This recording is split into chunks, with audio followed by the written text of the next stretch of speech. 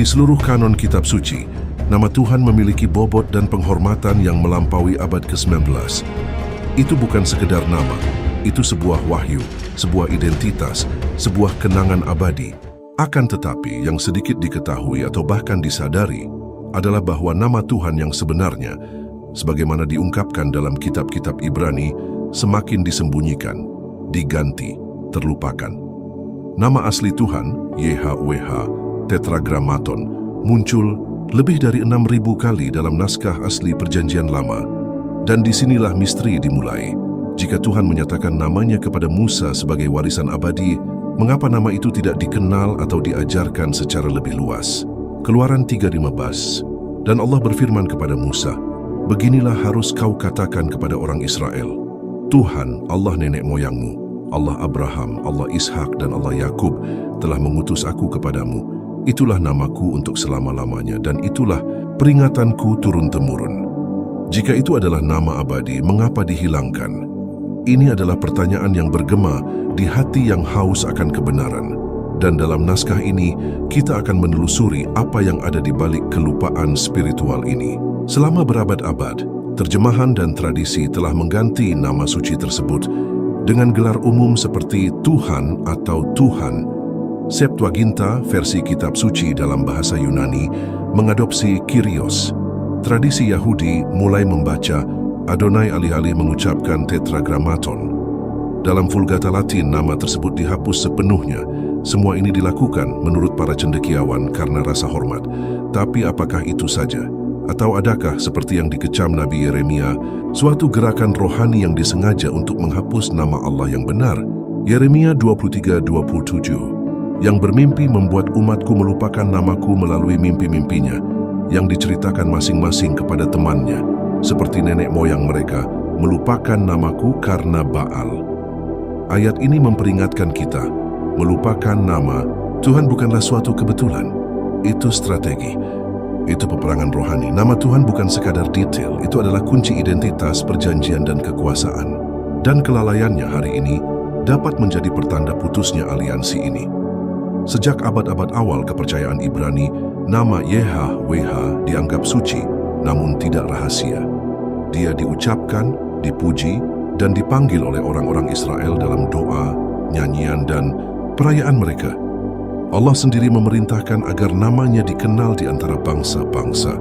Akan tetapi, ketika manusia mulai menjauh dari ketaatan kepada Sang Sabda, muncullah tradisi-tradisi manusia yang memutuskan karena rasa hormat untuk menyembunyikan nama Sang Kekal. Keheningan dipaksakan dan bersamanya datanglah pelupaan. Proses penggantian diawali dengan pembacaan kitab suci di depan umum. Para ahli Taurat mulai menggunakan kata Adonai, Tuhan, setiap kali mereka menemukan Tetragrammaton. Tujuannya adalah untuk menghindari pengucapan nama Tuhan dengan sia-sia, sebagaimana perintah. Namun, semangat yang berlebihan akhirnya memberi jalan kepada kebiasaan yang menghilangkan penggunaan nama itu sepenuhnya. Dan seiring berjalannya waktu, kebiasaan ini dilembagakan. Ketika Alkitab diterjemahkan ke dalam bahasa Yunani, Septuaginta, kata Kyrios menggantikan YHWH. Dalam Vulgata Latin, nama tersebut juga tidak dilestarikan. Dalam terjemahan modern, Tuhan atau Allah telah menjadi gelar utama. Konsekuensinya, nama pribadi Sang Pencipta dihapus dari ingatan kolektif umat Tuhan. Perubahannya bukan sekadar bahasa, tetapi juga rohani. Alkitab tidak diam saja tentang nilai nama ilahi. Dalam beberapa bagian, penyebutan nama tersebut dikaitkan dengan keselamatan, perlindungan, dan perwujudan kehadiran ilahi. Mengganti nama ini dengan gelar-gelar umum, mengosongkan kedalaman hubungan antara Sang Pencipta dan umatnya. Nama tersebut mengomunikasikan aliansi, identitas, eksklusivitas.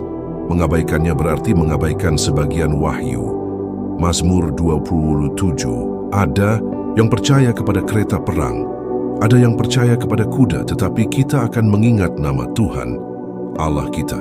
Ketika ia menyebut nama Tuhan, sang pemazmur tidak berbicara tentang sembarang gelar, tetapi tentang suatu identitas yang unik. Nama yang diwahyukan kepada Musa, disampaikan oleh para nabi, dipanggil oleh Daud, dan ditegaskan kembali oleh Yesus sendiri.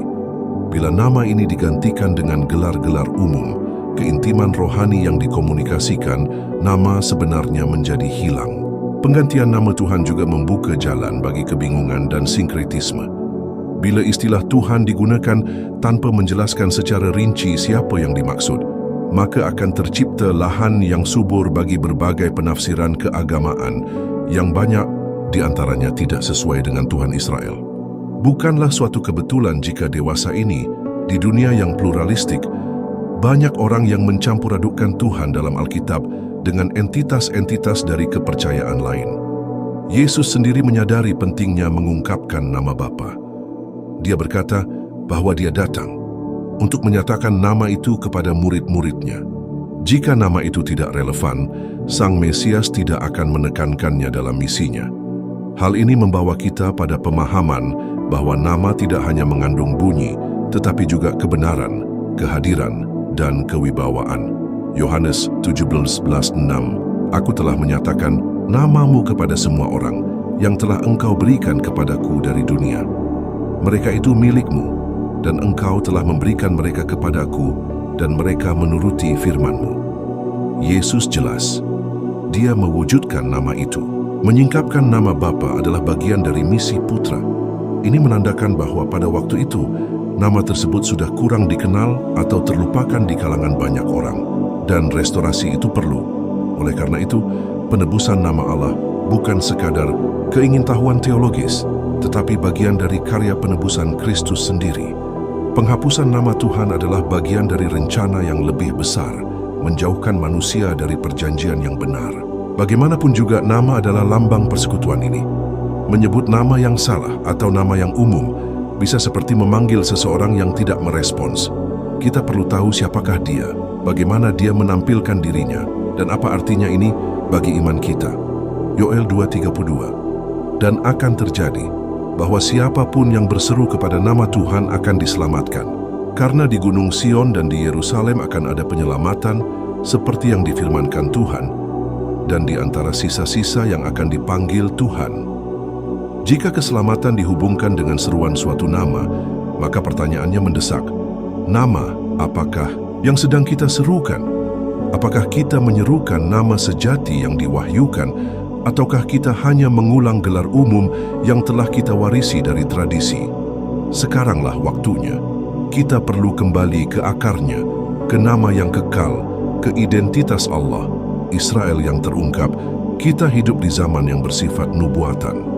Dunia saat ini ditandai oleh penipuan, kebingungan rohani, dan semakin besarnya pertentangan terhadap kebenaran yang diwahyukan dalam kitab suci. Di tengah konteks ini, nama asli Tuhan, Yahweh, muncul kembali sebagai tanda identitas, pemisahan, dan kesetiaan. Itu bukan suatu kebetulan. Kembali kepada nama Tuhan adalah bagian dari gerakan rohani yang mempersiapkan orang percaya untuk peristiwa akhir yang dijelaskan dalam firman. Dalam kitab Wahyu, nama Bapa muncul sebagai tanda yang mencolok pada umat beriman yang menyertai anak domba. Detail ini tidak hanya simbolis, ia mengandung realitas spiritual yang mendalam. Nama itu tidak hanya di bibir, tetapi dalam pikiran dan hati, sebagai meterai kepemilikan rohani dan perjanjian yang tidak dapat dipatahkan. Wahyu 14:1. Dan aku melihat, sesungguhnya anak domba berdiri di Bukit Sion dan bersama-sama dengan dia 144.000 orang. Dan di dahi mereka tertulis namanya dan nama Bapanya. Dahi dalam kitab suci melambangkan pikiran hati nurani pengertian. Memiliki nama Bapa tertulis di dahi Anda berarti selaras dengan kebenarannya, identitasnya, dan otoritasnya. Pada akhir zaman, tanda ini akan menjadi titik balik. Di satu sisi mereka yang menyandang nama Bapa. Di sisi lain mereka yang tunduk pada sistem binatang yang juga meninggalkan jejaknya. Pahami pertempuran rohani yang sedang berlangsung. Dua nama, dua tanda, dua kerajaan yang saling bertentangan. Nama Bapa adalah tanda dari yang tersisa. Tanda binatang adalah tanda pemberontakan. Nama Yahweh akan menjadi, lebih dari sebelumnya, tanda kesetiaan mutlak, dan mengenal dia akan menjadi penting agar tidak tertipu. Dalam dunia sekarang ini, di mana ekumenisme bertumbuh, dan agama-agama berusaha menyamakan semua Tuhan, seolah-olah semuanya adalah satu. Keistimewaan nama YHWH lebih diperlukan dari sebelumnya. Alkitab tidak hanya mengatakan percaya kepada Tuhan, tetapi mengajarkan cara mengenal Tuhan yang benar. Dan mengenalnya dengan nama adalah langkah pertama dalam membedakan kebenaran dari yang palsu. Mazmur 19:1-14. Karena kasih-Nya tertuju kepadaku, maka aku akan menyelamatkan dia. Aku akan mengangkat dia ke tempat yang tinggi, karena ia mengenal namaku. Mengetahui nama Tuhan adalah syarat pembebasan. Ini menyingkapkan sesuatu yang kuat. Ada perlindungan rohani yang melekat pada nama yang maha tinggi. Itu bukan suara ajaib, tetapi persekutuan yang mendalam dengan siapa dia. Dia yang mengenal namanya, mengenal hakikatnya, perjanjiannya, kesetiaannya. Melupakan nama Tuhan telah melemahkan jati diri rohani manusia, dan itulah tepatnya rencana musuh, membingungkan, mengencerkan, menghapus. Namun Roh Tuhan sedang membangunkan orang-orang yang ingin mengetahui kebenaran seutuhnya, dan kebenaran ini mencakup nama Dia yang ada, yang telah ada, dan yang akan datang. Kitab Wahyu menunjukkan bahwa nama Tuhan akan dipulihkan sebagai bagian dari persiapan kedatangan kembali Mesias. Nama yang telah dihapus dari sejarah pada hari-hari terakhir akan diberitakan lagi dengan berani oleh orang-orang kudus. Pemulihan nama itu merupakan tanda bahwa pemulihan segala sesuatu sudah dekat. Kisah Para Rasul 3:21. Yang harus diterima sorga sampai waktu pemulihan segala sesuatu, seperti yang difirmankan Allah dengan perantaraan semua nabinya yang kudus di zaman dahulu. Pemulihan ini bukan hanya tentang Israel, tentang bait suci, atau hukum. Ini mencakup pemulihan nama identitas ilahi yang diwahyukan. Nama YHWH akan kembali ditinggikan di antara bangsa-bangsa, dan mereka yang mengenal Dia, yang berseru kepadanya, yang menghormati Dia, akan termasuk di antara sisa umat yang setia, yang dimeteraikan dengan tanda yang maha tinggi. Oleh karena itu, mengabaikan nama Tuhan di zaman ini bukan sekadar kurangnya informasi, melainkan kebutaan rohani. Penyataan nama itu merupakan bagian dari rencana Allah untuk mempersiapkan anak-anaknya. Dan wahyu ini sedang dipulihkan sekarang, seperti bunyi klakson rohani yang mengumumkan, persiapkanlah dirimu karena Sang Raja akan datang, dan Dia akan datang dalam nama Bapa. Topik 3. Nama dan perjanjian. Mengapa mengenal nama berarti mengenal Allah? Dalam Alkitab, nama bukan hanya sekadar identifikasi. Itu adalah wahyu. Nama seseorang, terutama nama Tuhan, mewakili karakter, tujuan, wewenang, dan identitas. Oleh karena itu, mengetahui nama Tuhan lebih dari sekadar mengetahui cara mengucapkannya. Itu adalah panggilan untuk keintiman, aliansi, dan kepatuhan. Nama, YHWH bukan sekadar bunyi suci, tetapi cerminan langsung siapa Tuhan itu. Ketika Tuhan menampakkan diri kepada Musa di padang gurun, Dia tidak memberikan gelar umum, Dia memberikan namanya. Dan Dia menjelaskan bahwa nama ini harus diingat dari generasi ke generasi. Perjanjian antara Allah dan Israel disegel dengan nama ini. Melalui Dialah janji-janji diberikan, petunjuk-petunjuk diwahyukan, dan hubungan pun terjalin. Keluaran 3:15. Beginilah harus kau katakan kepada orang Israel, Tuhan Allah nenek moyangmu, Allah Abraham, Allah Ishak dan Allah Yakub telah mengutus aku kepadamu. Itulah namaku untuk selamanya, dan itulah nama yang akan kuingat sampai kepada turun-temurun.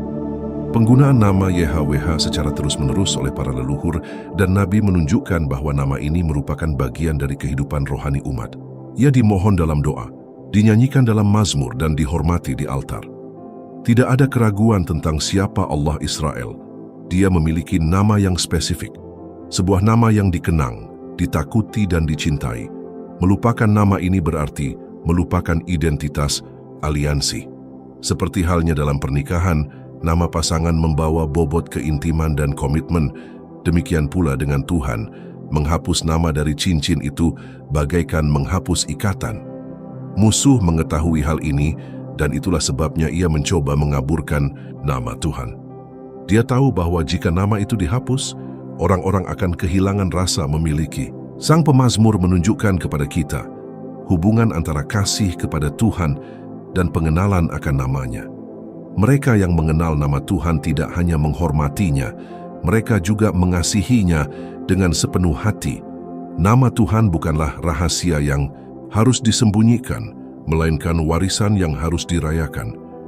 Mengenal nama-Nya berarti berjalan dalam perjanjian yang hidup dengannya. Mazmur 91:14. Karena kasih-Nya tercurah kepadaku, maka aku akan menyelamatkan dia. Aku akan mengangkat dia ke tempat yang tinggi, karena ia mengenal namaku. Cinta kepada Tuhan dan pengetahuan akan nama-Nya saling berkaitan. Mereka yang mengenal namanya percaya pada kesetiaan-Nya, bergantung pada kehadiran-Nya dan beristirahat dalam janji-Nya. Nama Tuhan bagaikan meterai di hati orang-orang yang mencintainya. Segel yang dunia coba hapus, namun roh Tuhan nyalakan kembali dalam hati yang terbangun. Di sepanjang sejarah Alkitab, setiap kali terjadi kebangkitan sejati, ada juga yang kembali kepada nama Tuhan. Para nabi berseru, "Kembalilah kepada Tuhan," dan itu termasuk memulihkan penggunaan nama-Nya, meninggalkan dewa-dewa palsu, dan mengingat identitas Tuhan yang membawa Israel keluar dari Mesir. Nama adalah kenangan akan pembebasan dan janji. Yesus Sang Anak sepenuhnya memahami dimensi ini. Dia tidak hanya datang dalam nama Bapa, tetapi Dia juga mengungkapkan nama itu kepada murid-muridnya. Ketika Ia berdoa kepada Bapa, Ia tidak mengatakan bahwa Ia mengucapkan nama itu. Ia mengatakan bahwa Ia mewujudkannya. Artinya Yesus membuat nama itu hidup, kelihatan dan nyata. Dia menjalani nama YHWH, Yohanes 17:6. Aku telah menyatakan namamu kepada semua orang yang telah engkau berikan kepadaku dari dunia. Mereka itu milikmu dan engkau telah memberikan mereka kepadaku dan mereka menuruti firman-Mu. Mewujudkan nama Tuhan berarti membuatnya dikenal, dikenali dan dekat. Hal ini hanya mungkin karena nama tersebut terkait dengan karakternya. YHWH berarti Aku adalah Aku, Tuhan yang kekal, hadir dan tidak berubah. Ketika Yesus menyatakan nama ini, Dia menyingkapkan hati Bapa. Dia menyingkapkan bahwa perjanjian itu hidup, bahwa komitmen Allah kepada umat-Nya tidak dilupakan. Oleh karena itu, mengenal nama Tuhan bukan hanya sekedar mempelajari huruf-huruf Ibrani. Itu adalah perjalanan iman, cinta dan ketundukan. Artinya, aku mengenal Tuhanku, Dia punya nama, dan nama itu terukir di hatiku. Pada akhirnya, yang penting bukanlah bagaimana cara mengucapkannya, tetapi tentang menjalani identitas Allah dalam perjanjian. Mengenal nama berarti mengenal Dia, dan mengenal Dia berarti mencintai Dia selamanya. Doa adalah jembatan antara manusia dan Tuhan, dan ibadah adalah lingkungan di mana hubungan itu semakin dalam. Keduanya penting bagi kehidupan rohani, dan dalam keduanya, nama Tuhan memainkan peranan mendasar. Alkitab tidak hanya mengajarkan kita untuk berdoa kepada Tuhan, tetapi juga untuk memanggil nama Tuhan. Hal ini menyingkapkan bahwa efektivitas spiritual terkait dengan pengenalan pribadi terhadap siapa yang kita doakan. Ketika nama Tuhan digantikan dengan istilah umum, sebagian kekuatan rohani doa menjadi hilang. Keintiman melemah. Bayangkan memanggil seseorang yang memiliki aliansi dengan Anda, tetapi tanpa menyebutkan namanya, ada jarak. Ada rasa dingin. Nama YHWH dalam doa dan ibadah merupakan pengingat bahwa kita berbicara kepada Tuhan yang bersifat pribadi, menyatakan diri, dan dapat diterima. Amsal 18:10. Nama Tuhan adalah menara yang kuat, kesanalah orang benar berlari, dan ia menjadi selamat. Teks tersebut tidak hanya mengatakan bahwa Tuhan adalah menara yang kuat, tetapi juga bahwa namanya adalah. Hal ini menunjukkan bahwa nama itu sendiri mengandung makna keamanan, kewibawaan, dan perlindungan. Ketika kita berdoa dengan menggunakan nama ini, kita sedang berlari ke sebuah menara, tempat perlindungan rohani yang tinggi. Memanggil nama Tuhan merupakan tindakan iman dan perjanjian. Yesus juga menekankan pentingnya nama Tuhan dalam doa. Ia mengajarkan para pengikutnya untuk menguduskan nama Bapa dalam kata-kata pertama doa Bapa kami. Ia tidak hanya berkata, Bapa, tetapi ia memerintahkan, dikuduskanlah namamu. Ini lebih dari sekadar rincian liturgis. Ini adalah wahyu rohani. Matius 6:9. Karena itu berdoalah seperti ini, Bapa kami yang di surga, dikuduskanlah namamu. Menguduskan nama Tuhan dalam doa berarti memperlakukannya dengan penuh hormat, tetapi juga dengan eksklusivitas, yaitu mengakui bahwa dia unik, bahwa namanya tidak boleh dicampur dengan dewa-dewa palsu atau dinodai karena kelalaian. Setiap doa di mana nama Tuhan dihormati menjadi altar penyembahan yang sah. Dalam kitab Mazmur dan kitab Nabi, kita melihat umat berseru langsung kepada nama Tuhan. Ibadah sejati menurut Alkitab adalah ibadah yang meninggikan siapa Tuhan itu dan namanya mengungkapkan hal ini. Ketika kita beribadah dengan menyebut nama aslinya, kita terhubung dengan wahyu penuh identitasnya, bukan dengan proyeksi manusia atau budaya. Mazmur 29:2. Berikanlah kepada Tuhan kemuliaan namanya, sembahlah Tuhan dalam kemuliaan kekudusan. Menyembah Tuhan dalam keindahan kekudusan secara langsung terkait dengan memberikan kemuliaan kepadanya yang sesuai dengan namanya. Nama bukanlah formalitas, itu adalah inti penghormatan yang kita berikan kepadanya. Kemuliaan karena nama itu adalah kemuliaan karena mengenali siapa dia, sebagaimana dia menyatakan dirinya, bukan seperti yang kita bayangkan atau warisi dari tradisi manusia. Ada kekuatan spiritual dalam nama Tuhan. Bila dipanggil dengan iman dan kemurnian, ia melepaskan pembebasan, penyembuhan, kebijaksanaan, dan bimbingan. Sebaliknya, mengabaikan nama ini memberi ruang bagi kebingungan rohani, doa-doa kosong, dan penyembahan yang tak mendalam. Oleh karena itu, mengenal dan menghormati nama Tuhan sangat penting bagi kehidupan rohani yang bersemangat. Mazmur 103:1-3. Pujilah Tuhan, pujilah, hai hamba-hamba Tuhan, pujilah nama Tuhan. Terpujilah nama Tuhan dari sekarang sampai selama-lamanya. Dari terbitnya matahari sampai terbenamnya, pujilah nama Tuhan. Pemazmur tidak hanya berkata untuk memuji Tuhan, tetapi juga memuji namanya. Pengulangan dalam Mazmur ini bersifat tegas. Ini mengajarkan kita bahwa nama Tuhan harus ditinggikan di mana-mana, pada segala waktu. Penyembahan yang sejati tidak dapat dipisahkan dari pengenalan nama. Menghapus nama dari pujian adalah seperti menghapus pusat gravitasi dari sebuah doa. Oleh karena itu, penggunaan nama YHWH secara sadar dan penuh hormat dalam doa dan ibadah memulihkan keintiman yang hilang, nyalakan kembali api aliansi. Ia menempatkan orang percaya di hadapan Tuhan dengan rasa takut, kasih, dan kebenaran. Memanggil, nama itu berarti menempatkan diri di bawah otoritas dan perlindungannya. Dan menyembah nama ini berarti menyatakan, Engkaulah Allah yang esa, kekal dan benar. Kita hidup dalam peperangan rohani yang hebat, tak kasat mata bagi mata jasmani, tetapi nyata bagi mereka yang memiliki kebijaksanaan. Perang ini bukan hanya perang moral atau ideologis.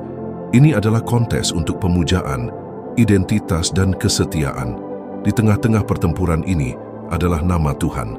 Penghapusan nama YHWH merupakan bagian dari strategi spiritual kuno untuk memutuskan hubungan antara Tuhan dan umatnya. Musuh tahu bahwa nama itu membawa kekuatan. Sejak Eden, setan telah mencoba untuk merusak karakter Tuhan. Namun di akhir zaman, ia akan mengintensifkan serangannya terhadap segala sesuatu yang mewakili kebenaran Tuhan, termasuk namanya. Tanda binatang yang dijelaskan dalam kitab Wahyu merupakan antitesis dari tanda Bapa. Yang satu melambangkan ketundukan kepada sistem antikristus. Yang lainnya, kesetiaan kepada Tuhan yang benar. Wahyu 13:16-17. Dan ia menyebabkan sehingga kepada semua orang, kecil atau besar, kaya atau miskin, merdeka atau hamba, diberi tanda pada tangan kanannya atau pada dahinya, dan tidak seorang pun yang dapat membeli atau menjual selain daripada mereka yang memakai tanda itu, yaitu nama binatang itu atau bilangan namanya. Lihatlah bahwa binatang itu juga bekerja dengan sebuah nama. Ada nama binatang itu. Ini menunjukkan bahwa secara spiritual, peperangan terjadi antara nama dan identitas. Nama Tuhan adalah tanda perjanjian dan kebenaran. Nama binatang itu adalah segel penipuan dan pengendalian. Dunia akan terbagi karena pilihan ini. Siapapun yang berseru kepada YHWH akan dianiaya, tetapi juga dilindungi. Mereka yang melawan sistem dunia dan menyerukan nama Tuhan akan menerima tandanya. Itu bukan tato atau chip, tetapi prasasti spiritual identifikasi abadi. Pertarungan akhir adalah tentang siapa yang Anda akui sebagai Tuhan. Tuhan yang menyatakan namanya sejak awal, atau sistem palsu yang ingin menghapus ingatannya. Wahyu 14:1. Dan aku melihat, sesungguhnya anak domba berdiri di Bukit Sion dan bersama-sama dengan dia 144.000 orang, dan di dahi mereka tertulis namanya dan nama Bapanya. Ke-144.000 orang ini digambarkan sebagai orang yang setia, murni dan terpisah. Dan apa yang membedakan mereka? Nama ayah di dahi mereka. Ini menunjukkan kepemilikan. Mereka tidak bercampur. Mereka berdiri teguh di tengah tekanan dunia, menjaga nama baik, hidup untuknya, menghormatinya. Di masa kebingungan spiritual, nama itu akan menjadi pengubah permainan. Nama Tuhan di akhir zaman bukan sekedar doktrin, melainkan senjata, bendera spiritual. Mereka yang menyatakan hal itu akan menjadi target sistem antikristus, tetapi mereka juga akan dilindungi oleh Yang Maha Tinggi. Nama itu akan menjadi perisai batu karang, tempat berlindung di tengah penganiayaan global. Yoel 2:32. Dan akan terjadi bahwa siapapun yang berseru kepada nama Tuhan akan diselamatkan, karena di Gunung Sion dan di Yerusalem akan ada penyelamatan seperti yang difirmankan Tuhan, dan di antara sisa-sisa yang akan dipanggil Tuhan. Ayat dari Yoel ini dikutip oleh Petrus dalam Kisah Para Rasul dan menjadi semakin relevan pada hari-hari terakhir. Penyebutan nama yang benar tidak akan menjadi rincian liturgis, tetapi masalah kehidupan dan kematian spiritual. Keselamatan akan dihubungkan kepada siapa yang Anda panggil, siapa yang Anda kenali, siapa yang Anda layani. Berbeda dengan orang-orang kudus yang berseru kepada YHWH, akan ada banyak orang yang tergoda oleh nama binatang itu. Sistem keagamaan palsu yang menampilkan dirinya sebagai kebenaran, tetapi mengingkari hakikat Allah Israel. Sistem ini akan menghapus nama Tuhan, menggantinya dengan berhala, dogma, dan kemudahan. Nama Tuhan akan ditolak oleh banyak orang yang mengaku beriman, namun penyembah sejati tidak akan menyerah. Mereka akan mengenal nama itu, menghayati nama itu, dan mati demi nama itu jika perlu. Peperangan rohani akan terjadi di altar-altar penyembahan yang kamu sembah, yang dalam namanya kamu berdoa, yang darinya kamu harapkan keselamatan. Nama Tuhan akan menjadi panji umat yang tersisa. Mazmur 148. Pertolongan kita ialah dalam nama Tuhan, yang menjadikan langit dan bumi. Di tengah kekacauan, nama Tuhan akan menjadi sauh orang benar. Bukan gelar umum, melainkan nama yang diungkapkan sejak Sinai, diteguhkan oleh Kristus, tertulis di dahi umat yang tersisa. Nama yang coba dihapus oleh dunia akan ditinggikan di surga, diakui di bumi, dan ditakuti di neraka. YHWH, Dia yang ada, yang sudah ada, dan yang akan datang. Nama Tuhan tidak pernah menjadi rincian, dinyatakan untuk diingat, diserukan, diproklamasikan, dan dijalani. Penggantian nama YHWH selama berabad-abad bukanlah suatu kebetulan. Itu adalah bagian dari perang rohani diam-diam yang menjauhkan manusia dari perjanjian hidup dengan Sang Pencipta. Namun sekarang, di akhir zaman, Roh sedang meniupkan panggilan untuk kembali ke asal, ke identitas, ke aliansi. Mengetahui nama Tuhan bukan hanya masalah sejarah, melainkan urgensi rohani. Karena nama itu mengandung hakikat siapa Dia, dan kesetiaan kita dimulai dengan mengenali Dia melalui nama yang diberikannya kepada kita. Nama yang terlupakan akan dikumandangkan kembali dengan penuh kuasa. Waktunya untuk bangun telah tiba. Saatnya meninggalkan kedangkalan iman yang dibentuk oleh tradisi manusia dan kembali ke kedalaman perjanjian abadi.